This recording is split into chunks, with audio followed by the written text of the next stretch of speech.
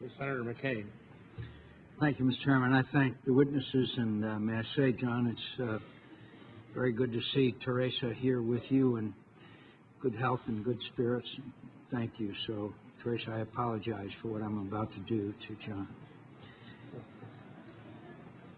John. Man, there's a setup. John, when you tell the enemy you're going to attack them, I'm not going to take any time on this. You tell the enemy you're going to attack them, they're obviously going to disperse and try to make it harder. I'm looking right here at a AP story report. Syria is said to be hiding weapons and moving troops.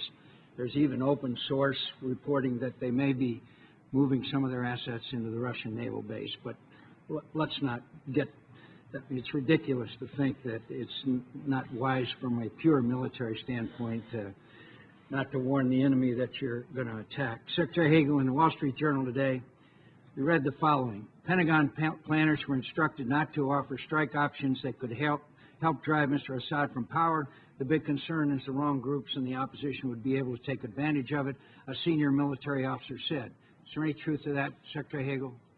Senator, as I've said, the President asked us for a range of options, and we provided him a range. I'm asking if there's any truth to the Wall Street Journal. Our options were not limited to any. I would just ask if there's any truth to the story that's in the Wall Street Journal. No.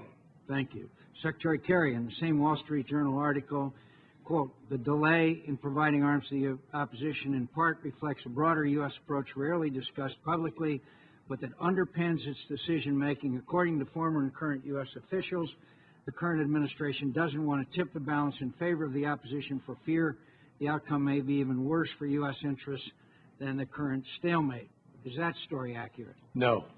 Thank you. By the way, can I add something, Senator? On the warning issue, I don't disagree with you about warning. In fact, the general wouldn't disagree with you either. And we are all. But the general said it would be just as easy. No, we're deeply. Let's not get into that one. So John, all I want to say to you is that there were leaks, which are the bane of everybody's existence, and the fact is that the newspapers began to carry stories about a strike and targeting well before any decisions were made, and that began a process of moving. So now, okay, there is I got it. I really would like to move on to some more important questions, if you don't mind. I thought all your questions were important, John. Thank you, John. That's good. I'll try to remember that. The President said today that the purpose of the military action in Syria is not just to respond to Assad's use of chemical weapons, but to degrade his military capabilities as part of a broader strategy to change the momentum on the ground. And as the President said, quote, allow Syria ultimately to free itself. Do you agree with that assessment, John?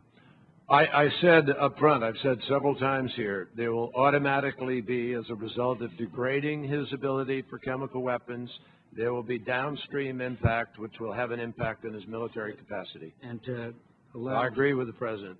Thank you. General Dempsey, do you agree with that statement of the President's? I agree. I have never been told to change the momentum. I have been told to degrade capability. Do you think, General, that without a change in momentum that Syria ultimately could free itself? Secretary Hagel? Well, Senator, I think they all are connected. Degrading military capability, as you know, is a pretty significant part of momentum shifts. Secretary Kerry, John, over the weekend, the Wall Street Journal ran an important op-ed by Dr. Elizabeth Obegi. I hope you saw it, a Syria analyst at the Institute for the Study of War. Spent a great deal of time inside Syria, including just this month, and I want to read her assessment of the situation on the ground. And I quote the story. The conventional wisdom holds that the extremist elements are completely mixed in with the more moderate rebel groups. This isn't the case. Moderates and extremists wield control over distinct territory. Contrary to many media accounts, the war in Syria is not being waged entirely or even predominantly by dangerous Islamists and al-Qaeda diehards.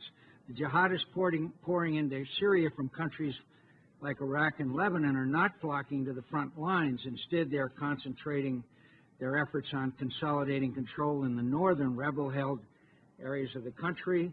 Moderate opposition forces, a collection of groups known as the Free Syrian Army, continue to lead the fight against the Syrian regime. While traveling with some of these Syrian army battalions, I've watched them defend Alawi and Christian villages from government forces and extremist groups. They've demonstrated a willingness to submit to civilian authority, working closely with local administrative councils, and they've struggled to ensure that their fight against Assad will pave the way for a flourishing civil society. John, do you agree with Dr. Obegi's assessment of the opposition? I agree with most of that. They have changed significantly, they've improved, and as I said earlier, the fundamentals of Syria are secular, and I believe will stay that way. And I think it's very important to point out again, as you just said, it's a secular state.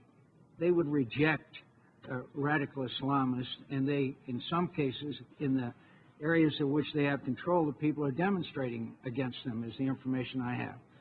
So when we see these commentators say, well, we don't know which side will win, we don't know who the bad guys are. If you agree with this assessment, we certainly know who the bad guys are. Is that correct? I believe we do for the most part. For the most part. There are some worse than al-Nusra, and they tend to be, most of them, in the northern area and the east.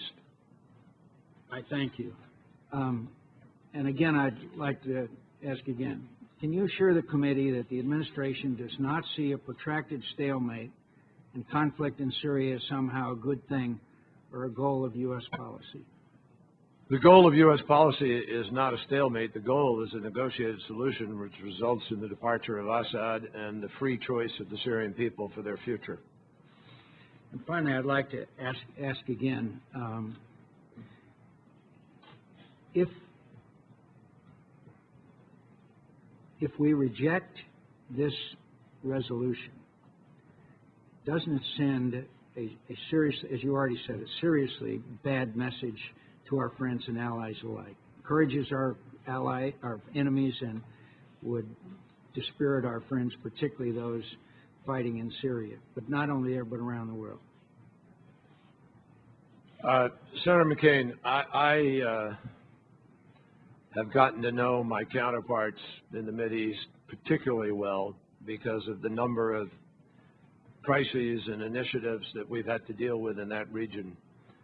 And I cannot emphasize enough how much they are looking to us now, making judgments about us for the long term, and how critical the choice we make here will be, not just to this question of Syria, but to the support we may or may not anticipate in the Mideast peace process, to the future of Egypt, to the transformation of the Middle East, to the stability of the region and other interests that we have. There's no way to separate one thing from all of the rest. Relationships are relationships, and they are integrated, and that's why this is so important. But I would also emphasize, if it's the wrong kind of resolution, it can do just as much damage, in my view. I thank you. I thank you, Mr. Chairman.